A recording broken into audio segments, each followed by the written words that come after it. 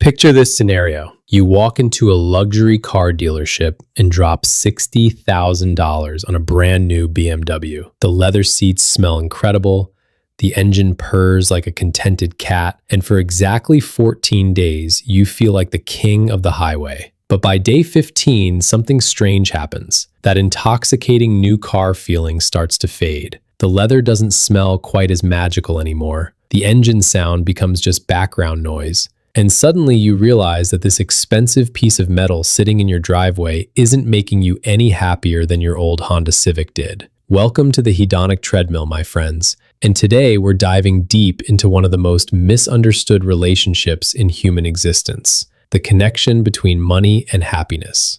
But here's the twist that most financial gurus won't tell you. Money absolutely cannot buy happiness, but it can fund something far more valuable. Adventures that transform your soul, experiences that rewire your brain for joy, and memories that appreciate in value long after your bank account has been forgotten. I'm about to share with you a revolutionary approach to spending that has been scientifically proven to increase life satisfaction, boost mental health, and create lasting fulfillment. This isn't some feel-good philosophy. This is hard data, backed by decades of psychological research. And by the end of this video, you'll understand exactly how to strategically invest your money in ways that compound happiness, rather than just collecting dust in your garage. But first, let me destroy a myth that's been poisoning our relationship with money for generations. The idea that more stuff equals more happiness. This lie has created a society of people who are drowning in debt while suffocating under piles of possessions they thought would bring them joy. The truth is that materialism is literally rewiring our brains for dissatisfaction, creating an endless cycle of wanting more while appreciating less. The science behind this is absolutely fascinating and somewhat disturbing. When we buy physical objects, our brains experience a brief dopamine hit during the anticipation and purchase phases. But here's where it gets interesting. That dopamine response rapidly diminishes through a process called hedonic adaptation. Essentially, our brains return to baseline happiness levels, regardless of how expensive or impressive our new possessions might be. Think about the last major purchase you made. Maybe it was a new phone, a fancy watch, or even a house. Remember that initial excitement, that feeling of accomplishment and satisfaction? Now think about how you feel about that same item today. Unless you bought it very recently, I'm willing to bet that it has become just another background element in your life. This isn't a character flaw or a sign of ingratitude.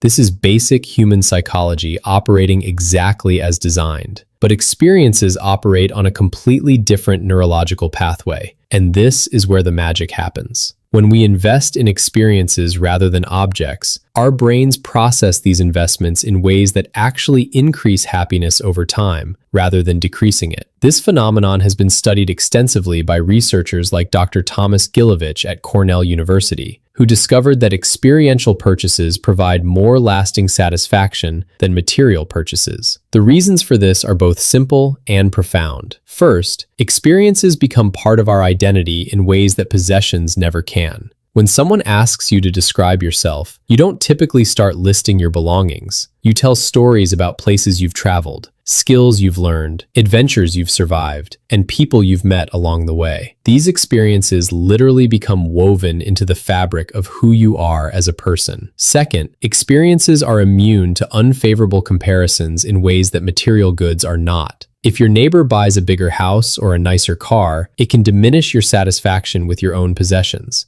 But nobody can take away the memory of watching the sunrise over Machu Picchu, or the feeling of mastering a difficult rock climbing route. Your experiences are uniquely yours and cannot be diminished by what others possess or accomplish. Third, and this might be the most important point, experiences provide what psychologists call anticipatory joy.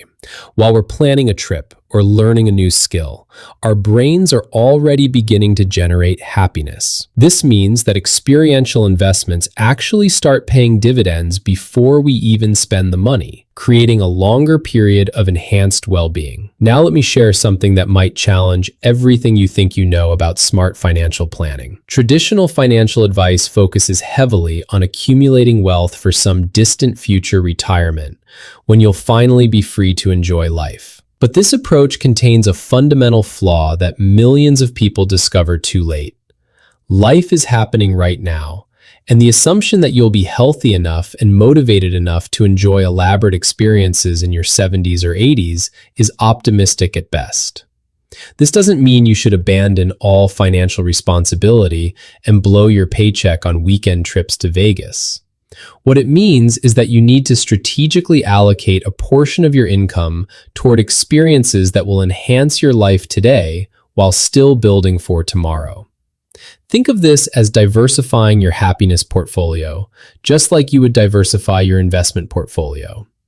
The key is understanding that not all experiences are created equal when it comes to generating lasting happiness. Some experiential investments provide incredible returns, while others are essentially the experience equivalent of buying a depreciating asset. Let me break down the categories of experiences that research has shown to provide the highest happiness dividends. Travel experiences, particularly to new destinations, rank among the highest return investments you can make in your own well-being. But here's a crucial distinction that most people miss. The happiness generated by travel isn't proportional to the amount of money spent. A carefully planned road trip to national parks can generate more lasting satisfaction than a luxury resort vacation that leaves you feeling empty and disconnected. The secret sauce in travel experiences is novelty, challenge, and authentic connection. Your brain is designed to pay attention to new stimuli and file away meaningful experiences for long-term storage.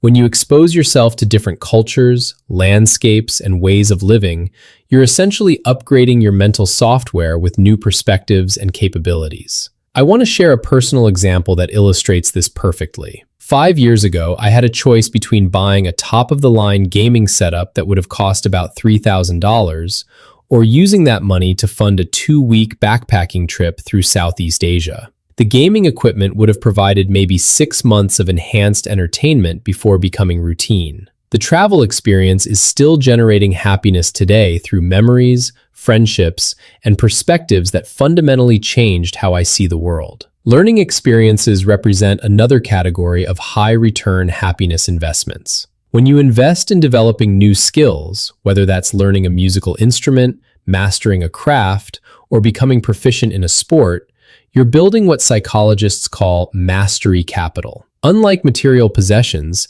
skills actually improve and become more valuable over time with practice and application. The happiness generated by mastery follows a completely different pattern than the happiness generated by purchases.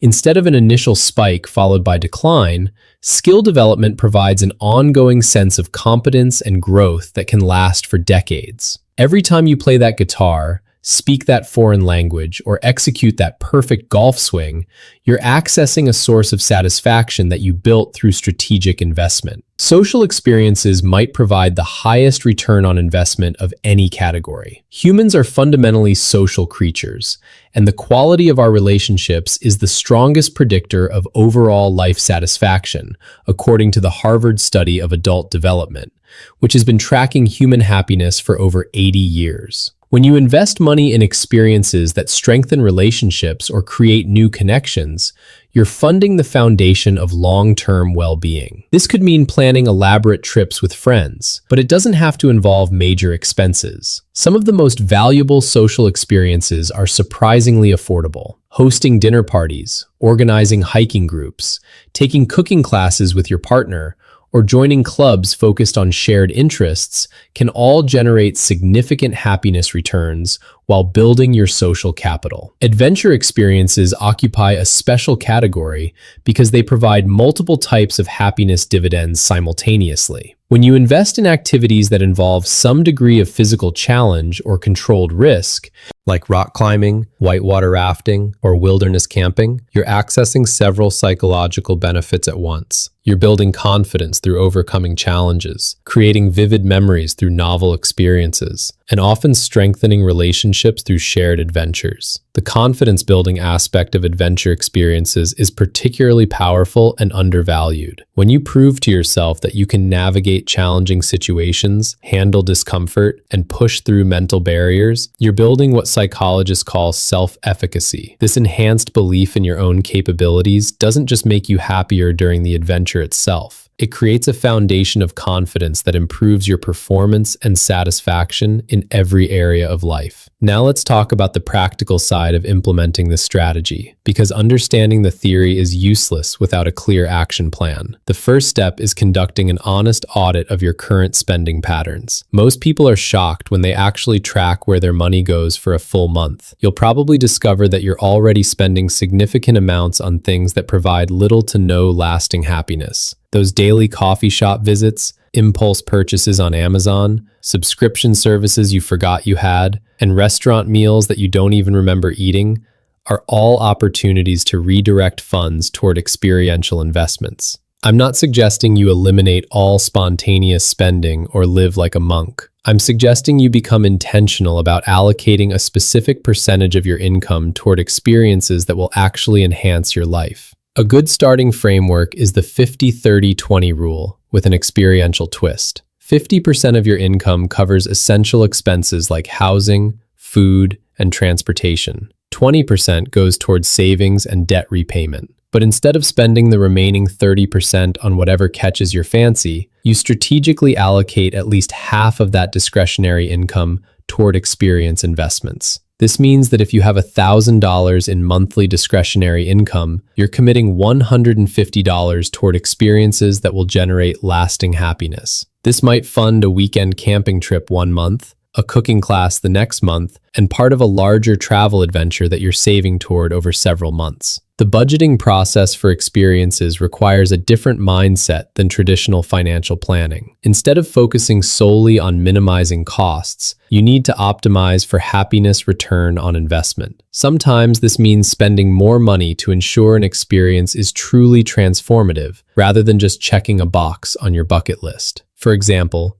if you're planning a hiking adventure, investing in proper gear and choosing a challenging but achievable trail will generate much more satisfaction than trying to do everything as cheaply as possible and ending up miserable. The goal isn't to spend as little as possible. The goal is to invest strategically in experiences that will provide lasting value. Creating an experience fund separate from your other savings accounts is crucial for making this strategy work long-term. When money is sitting in your general checking account, it's too easy to spend it on random purchases that don't align with your happiness goals. But when you have a dedicated fund specifically for experiences, you create psychological barriers that protect these investments from being diverted toward meaningless consumption. The Experience Fund also allows you to take advantage of opportunities that arise unexpectedly. Maybe a friend invites you on a last-minute adventure, or you discover a workshop that perfectly aligns with a skill you want to develop. Having money specifically allocated for experiences means you can say yes to these opportunities without derailing your other financial goals. Planning and anticipation deserve special attention because they represent free bonus happiness that most people completely ignore. Research has shown that people often derive as much satisfaction from planning and anticipating experiences as they do from the experiences themselves. This means that a trip you plan for 6 months can provide 6 months of enhanced well-being,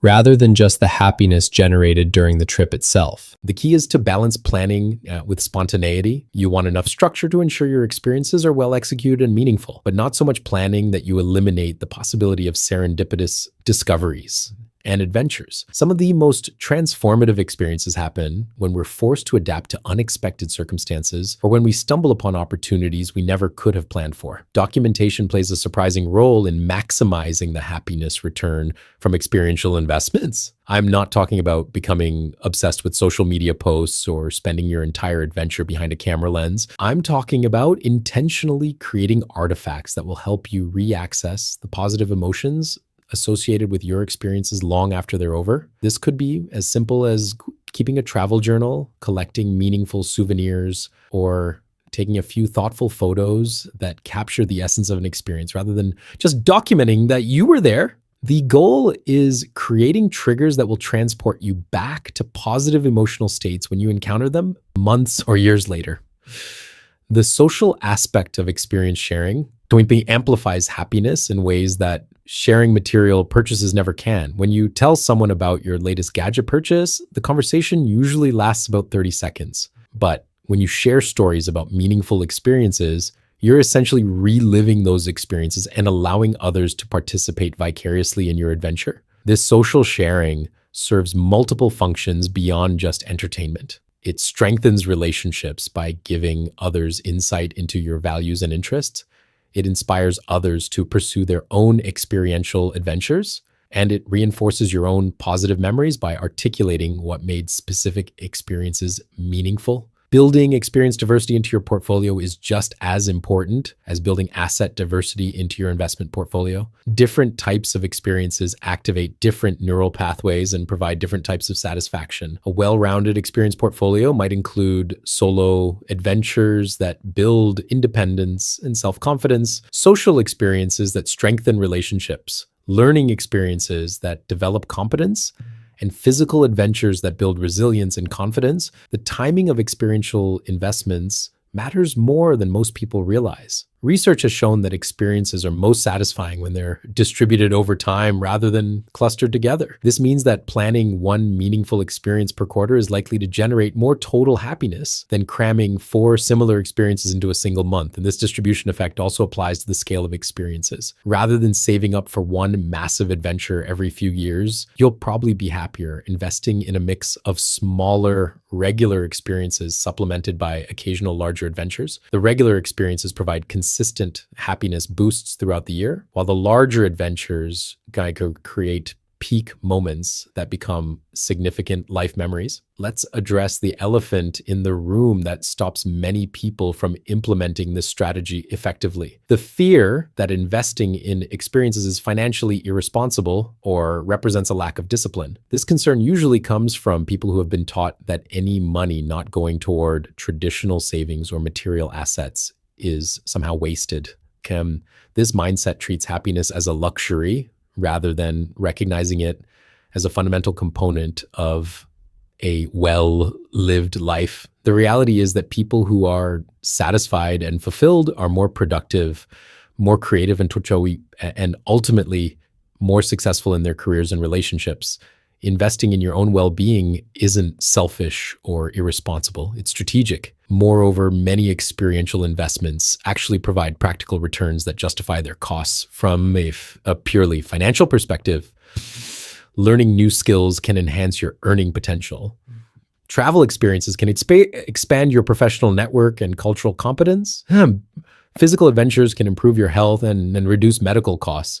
Social experiences can create relationships that provide both personal and professional opportunities. The compound effect of experiential investments becomes apparent over time as different experiences begin to reinforce and build upon each other. The confidence you develop from one challenging adventure makes you more likely to pursue other growth opportunities. The cultural awareness you gain from travel makes you more effective in diverse professional environments. The social connections you build through shared experiences create support networks that enhance every aspect of your life. Now I want to address a common mistake that can completely undermine this entire strategy: treating experiential investments as consumption rather than genuine investments. If you approach experience spending with the same mindset you use for buying clothes or electronics, you'll miss most of the potential benefits. True experiential investment requires intentionality, reflection, and integration. This means choosing experiences that align with your values and growth goals rather than just whatever seems fun in the moment. It means taking time during and after experiences to process what you're learning and how you're growing. And it means applying insights and skills from experiences to improve other areas of your life. The integration phase is where most people drop the ball, and it's arguably the most important part of the entire process. An experience that isn't integrated remains just a pleasant memory. An experience that is properly integrated becomes a permanent upgrade to your capabilities and perspectives. Integration can be as simple as spending 15 minutes after each significant experience writing about what you learned, how you grew, and how you want to apply new insights going forward. This reflection process helps cement positive changes and ensures that your experiential investments continue generating returns long after the experience itself is over. Building experiential investment habits requires the same discipline and strategy as building any other positive financial habit. You need systems that make it easy to prioritize experiences over impulse purchases. You need accountability measures that keep you on track when social pressure pushes you toward materialism, and you need regular reviews to assess what's working and adjust your approach based on results.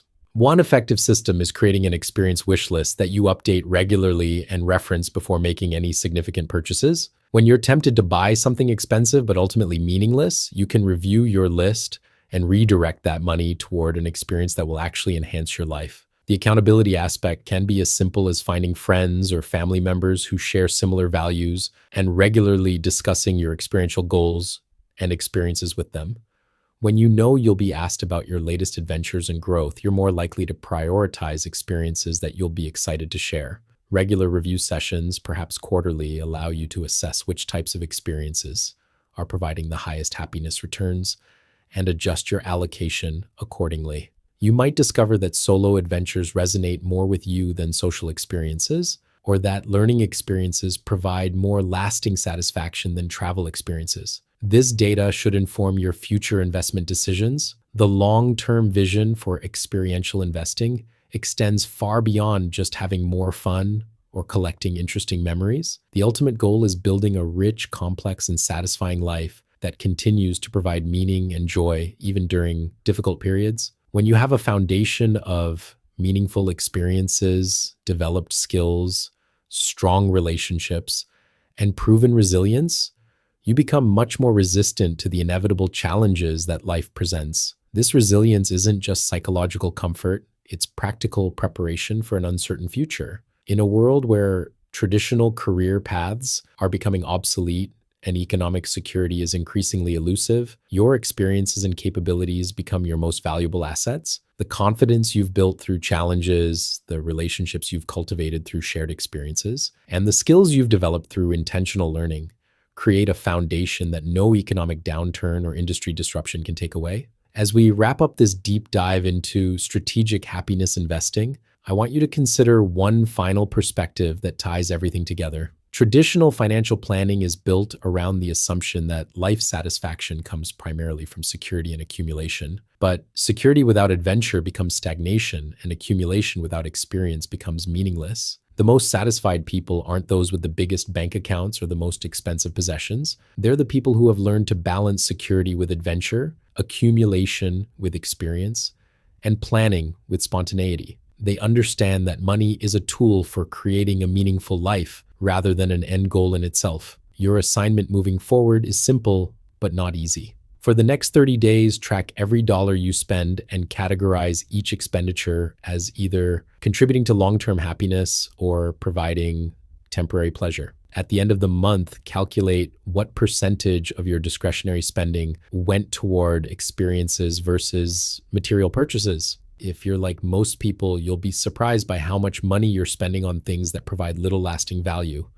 Use this awareness to gradually shift your spending toward experiential investments that align with your values and growth goals. Start small with one meaningful experience per month, but commit to consistency and intentionality. Document your experiences, reflect on what you learn, and integrate insights into your daily life. Build your experience fund, expand your comfort zone, and invest in relationships that matter. Remember that the goal isn't to eliminate all material purchases or live like a minimalist monk. The goal is to become strategic about how you use money to create genuine satisfaction rather than just temporary distraction from dissatisfaction. The research is clear, the strategies are proven, and the only thing standing between you and a more fulfilling life is the decision to prioritize experiences over possessions. Your future self will thank you for every adventure you fund, every skill you develop, and every relationship you strengthen through shared experiences. Money can't buy happiness, but it can absolutely fund the adventures that create lasting joy. Make that investment today and start building the rich, experiential foundation that will sustain you through whatever challenges and opportunities lie ahead.